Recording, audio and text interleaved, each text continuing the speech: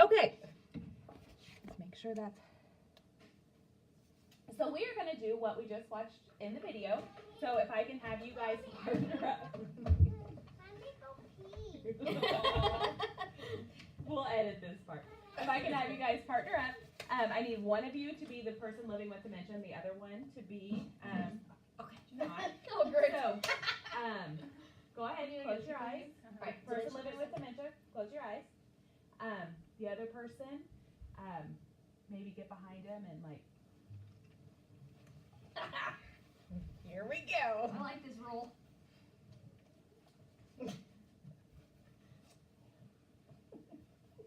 Okay. She's torturing her first. So go ahead and sit back down. And for the two of you who were the ones living with dementia, how did it make you feel? It was very weird. You did not know what was going on. Where they were coming from. Right. Yeah. You didn't know what I was like going to happen next. Yeah. Maybe kind of scary, maybe a little anxious. Yeah. So what did you find yourself wanting to do whenever they were kind of working with you?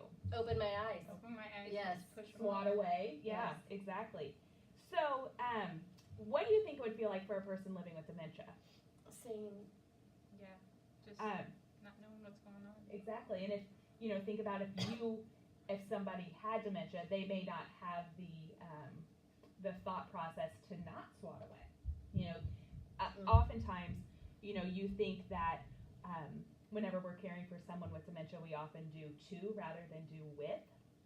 So, think of somebody who's sitting there and, you may have told them, like Tifa said, verbally, you may have told them, we're going to take a shower now, but they have no clue that that's what you just said. And then all of a sudden you're pulling their pants down. Like they have no clue what's going on. So of course you're going to get a little anxiousness out of them, a little anxiety. So, taking what we learned here and applying it to our real life world, it's always good to even visualize, keep with that visual field of, maybe showing them we're going to brush our teeth now, we're going to brush your hair now. So they kind of know what's going on and what's coming next, and you can avoid some of that anxiousness.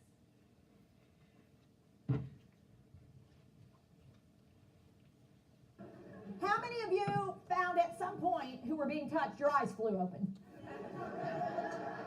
How many of you realized you had a really hard time not going, oh, wait a minute, hang on there. Now, what I want you to do right now is touch yourself where we just touched you. Go ahead and touch yourself where we made the touches. Okay. So how is that different? You know what's happening. Right. You know what's coming next. Exactly.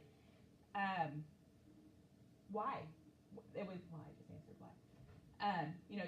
Whenever you know what's coming next, you're not going to be as anxious because you know what to expect. Kind of like if somebody living with dementia would know, again, that it's time for the bath or that it's time to go eat. They know what's coming next, so there's not going to be as many surprises.